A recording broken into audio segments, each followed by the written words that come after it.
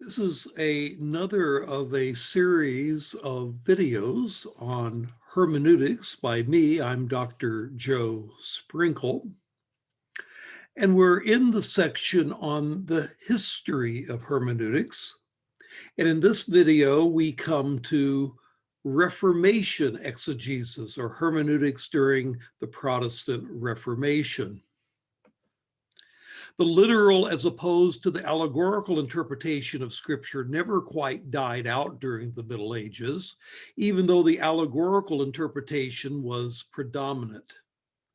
People like Nicholas of Lyra, the literal school of Jewish commentators, parts of the Eastern Church, and the Victorines in Paris emphasized grammatical-historical exegesis. But it was with the Protestant Reformation that we have a renewed interest in grammatical historical exegesis as opposed to allegorical interpretation. And this video will explain how this came about and discuss other trends of biblical and theological studies that followed the Reformation. The background to the Reformation is actually the Renaissance. The Renaissance prepared the way for the Reformation. During the Renaissance, there was a new interest in learning. What prepared the way for the Reformation was this burst of learning during the Renaissance period, the 1300s and 1400s. During this period, there was an intense interest in reading classical Greek and Latin writings of ancient Rome and Greece. There was also a renewed interest in Hebrew language study that allowed the ancient texts of the Old Testament to be read in their original languages. And one of the people that influenced this was the fellow pictured here, the classical scholar Petrarch, who is sometimes called the father of the Renaissance.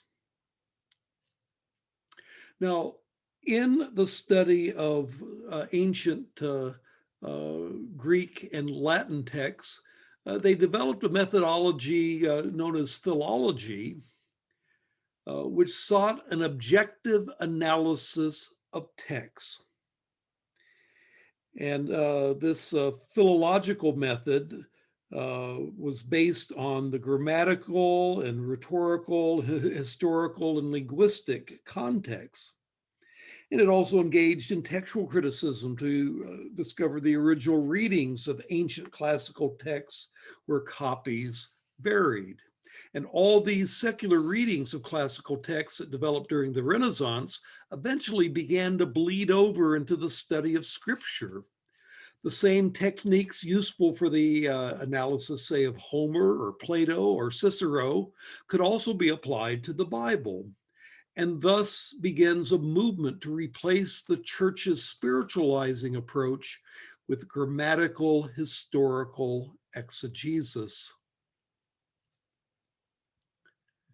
Another figure that forms a backdrop is William of Ockham. During the Renaissance, new ideas and philosophies began to allow thinkers to question the traditions of the Catholic Church.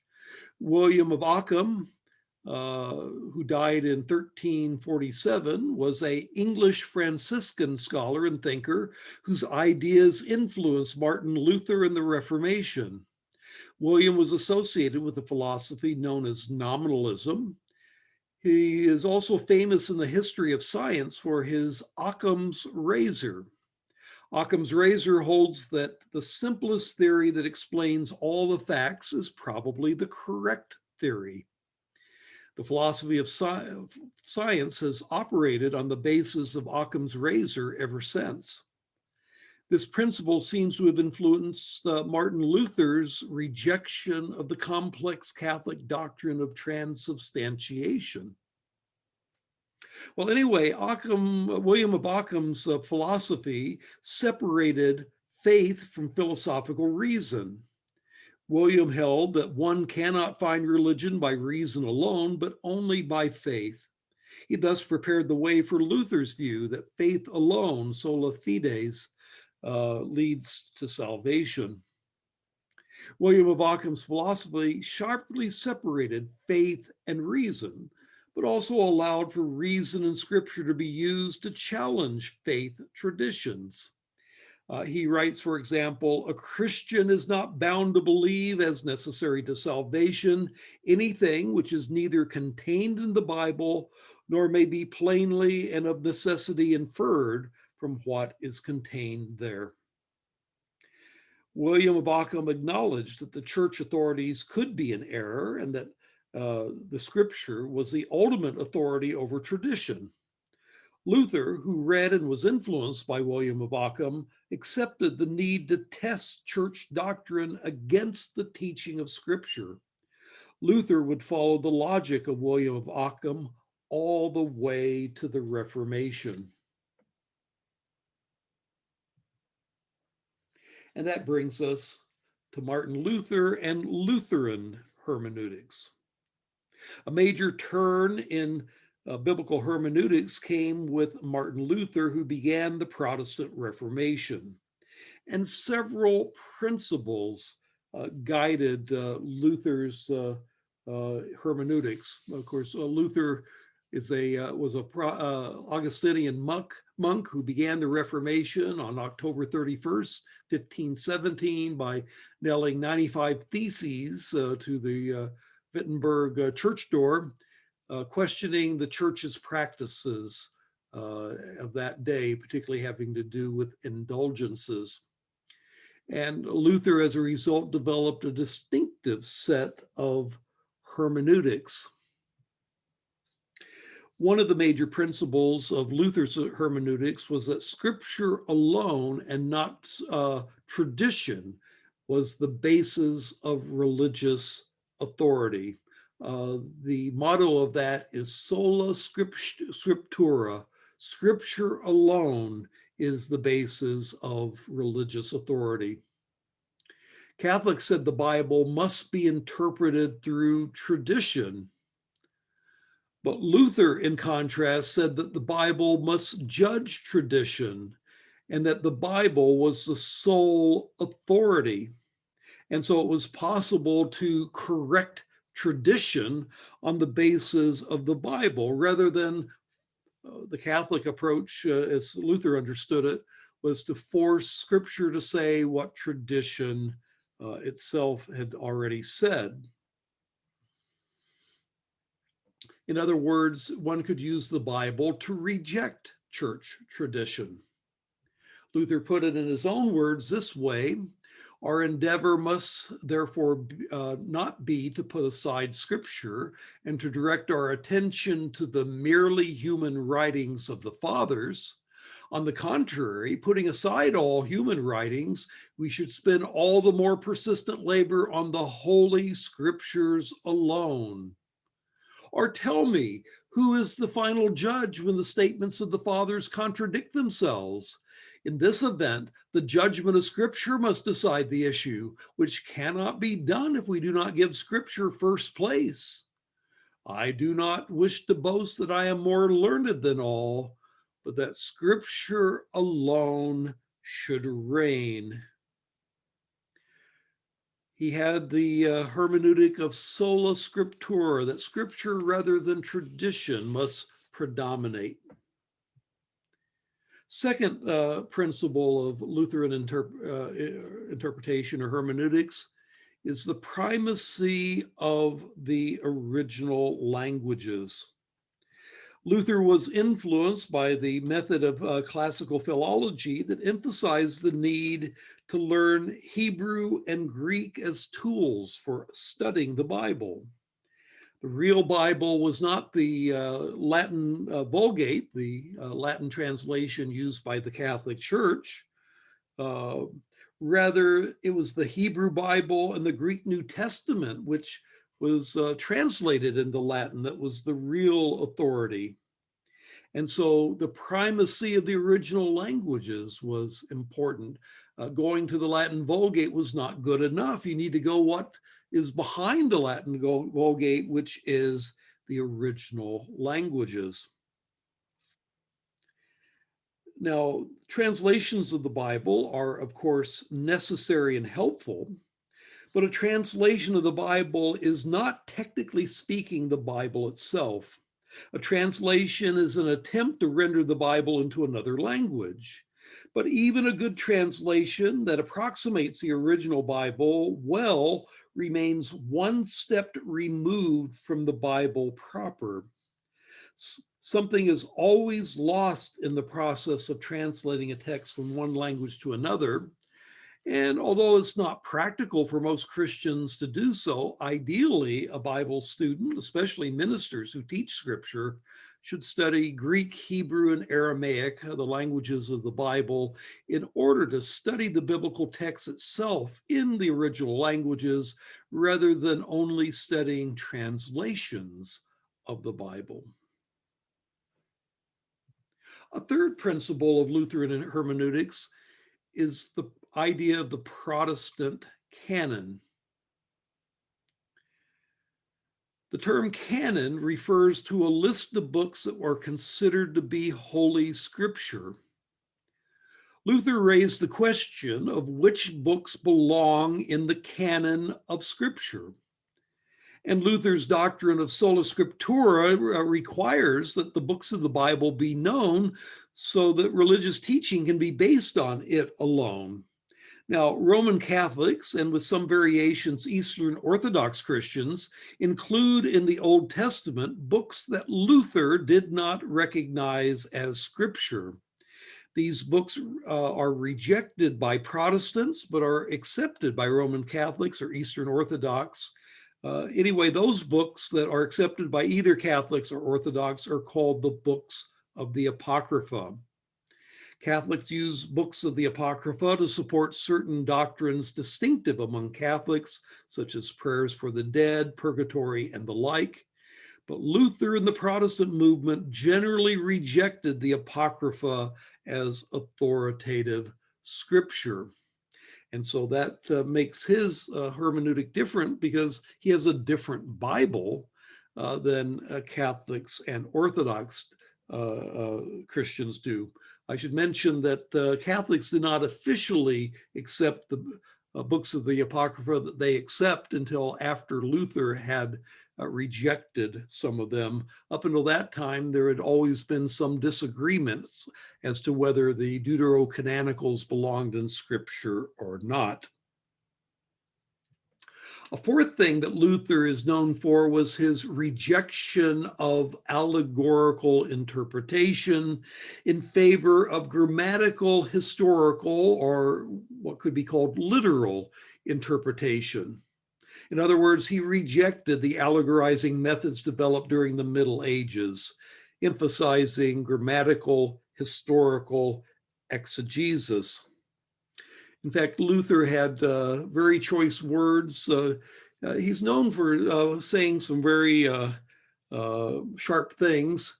Often when he was with his theological students, who on Sunday afternoon would often discuss theology around a keg of beer, and they would allow him to speak rather directly on things.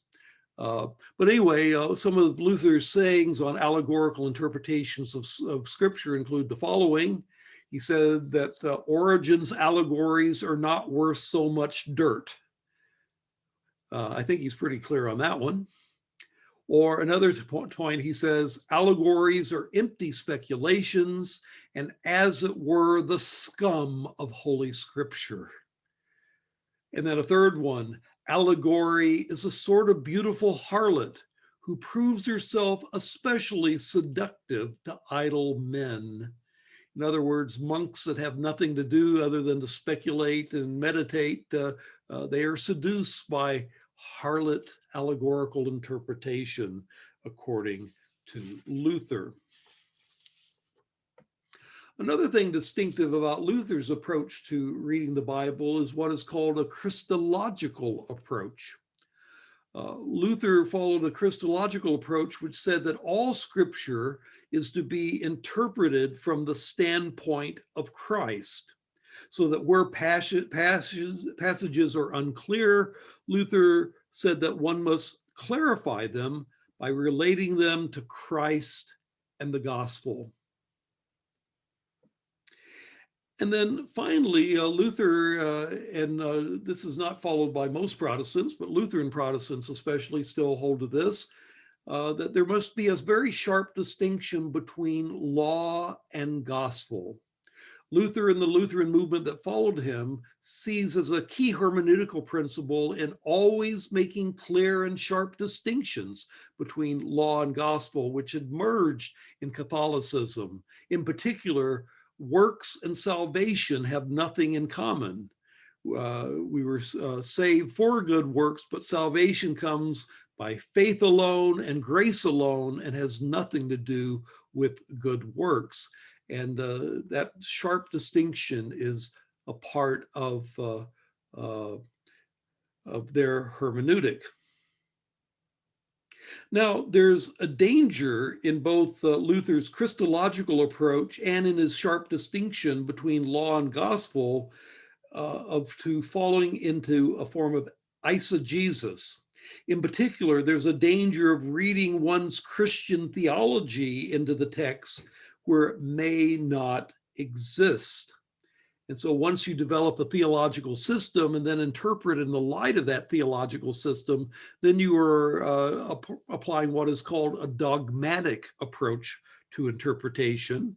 And that's fine as long as your dogma is flawlessly true, but it's a problem if your dogma is flawed, in which case you may be forcing an alien meaning onto the text rather than deriving from the text the meaning that is actually there. Well, that was Luther's approach to the text. Let me talk about some other approaches that developed after Luther in the Reformation. A modification of Luther's approach of Sola Scriptura is allegedly promoted by John Wesley, who was the founder of the Methodist movement, although this is probably more the systematization of John Wesley by 20th century theologian Albert Outler. And so I'll call it the Wesleyan Quadrilateral, but it's really probably Outler's Quadrilateral.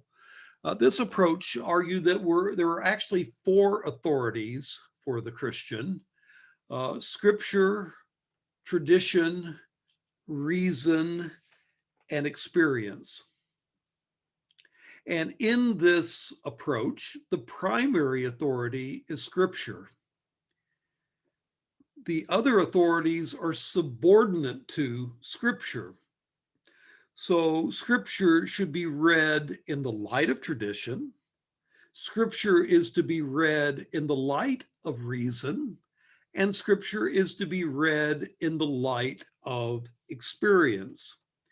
This is known as the Wesleyan Quadrilateral. Now, there are problems where with some other emphasis than this. If you interpret scripture without reference to any of these other things, particularly say tradition, that can lead to novel heresies, superstition, and an impoverished theology. If you make reason and experience supreme over scripture, well, that leads to rationalism and liberalism that will reject biblical teachings if it seems unreasonable to modern thinking and experience. Some Christians make their religious experience supreme over scripture, and that can lead to false teaching and eisegesis, where you kind of read your experience into the text, even where it's not there.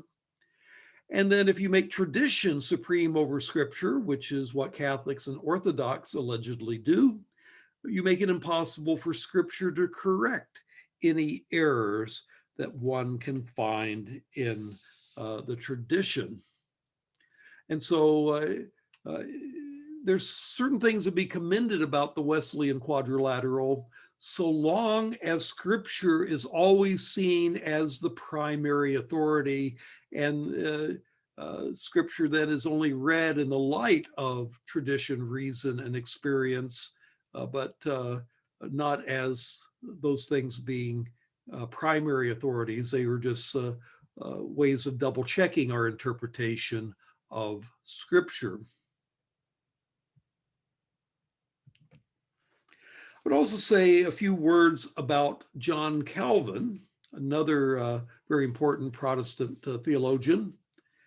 Calvin wrote a whole series of commentaries on almost every book of the Bible.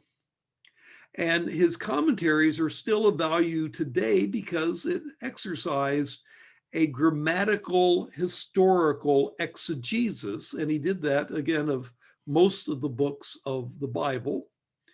And they're still worth consulting today, even if one were not a Calvinist. His exegesis is still of value. Calvin is also famous for his systematic theology, the institutes of the Christian religion, where he tried to systemize all the teaching of the Bible into one coherent presentation. Now, it's with the latter that I will make a mention of some problems of exegesis that can come from that sort of thing. There's always a danger of those that emphasize systematic theology of falling into what one might call the dogmatic approach.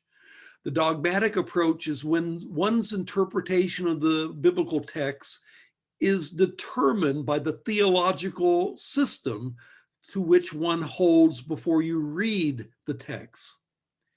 The danger of the dogmatic approach is that it does not allow the Bible to correct one's theological system, and thus you can fall into eisegesis as you attempt to read the text.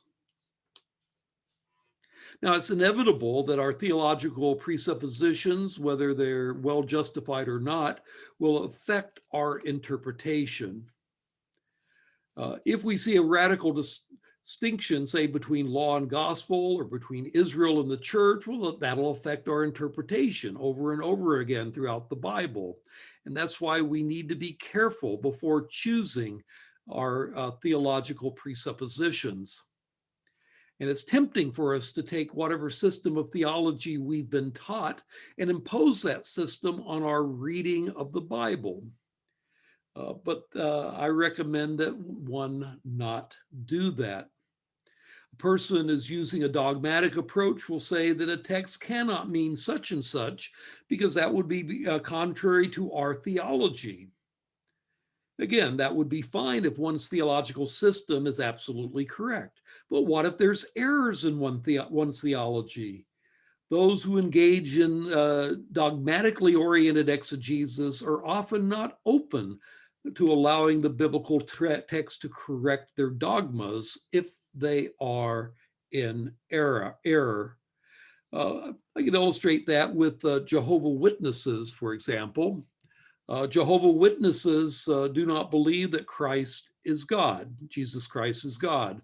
They believe, in fact, that he is the archangel Michael, a created being.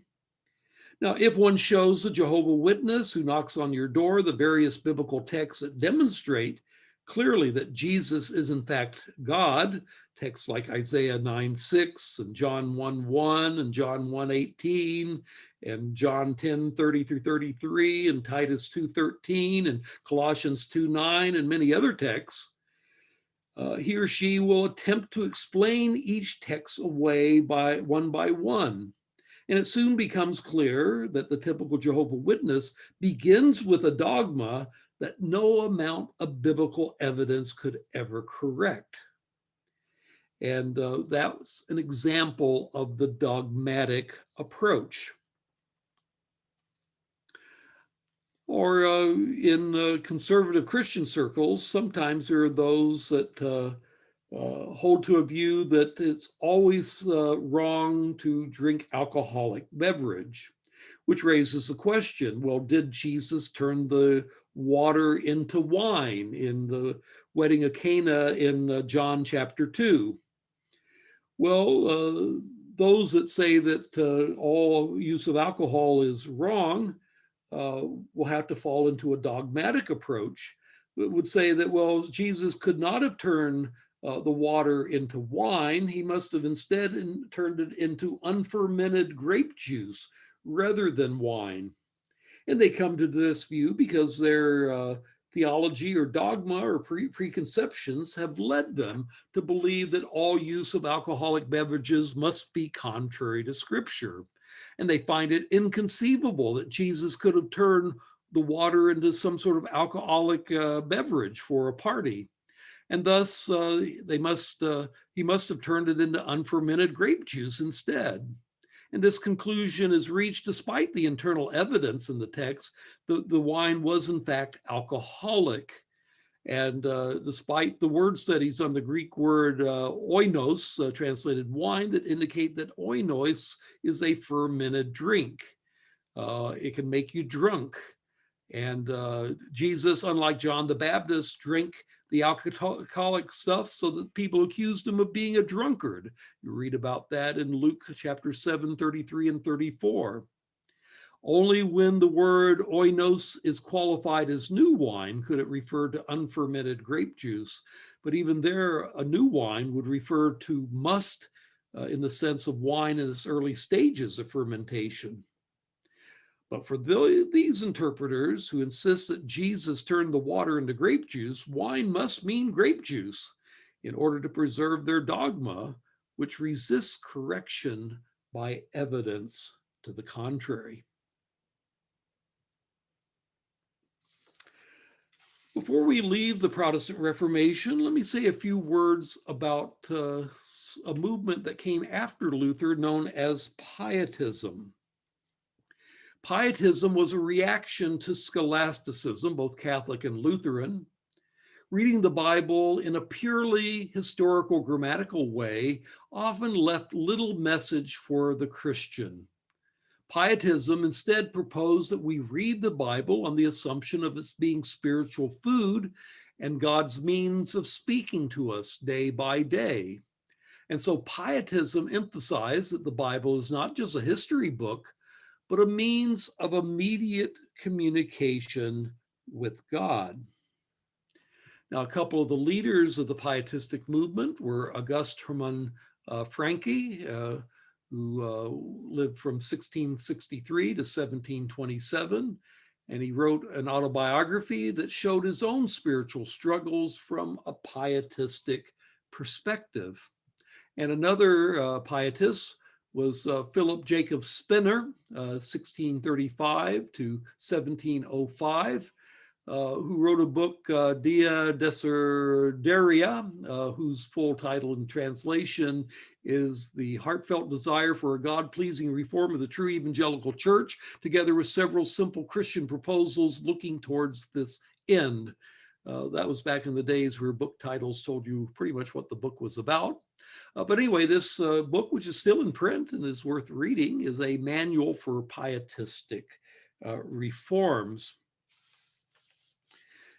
Pietism was a necessary corrective for the dry, sterile scholasticism that the Reformation and even Catholics often fell into.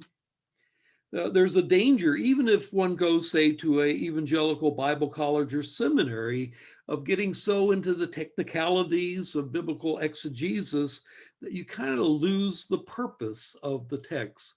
The purpose of the text being to communicate with God, that as we read the text, God speaks to us. And if we do it in a pietistic way, as God speaks to us through the text, we can respond back in prayer and make the reading of the Bible kind of a two-way conversation between us and God.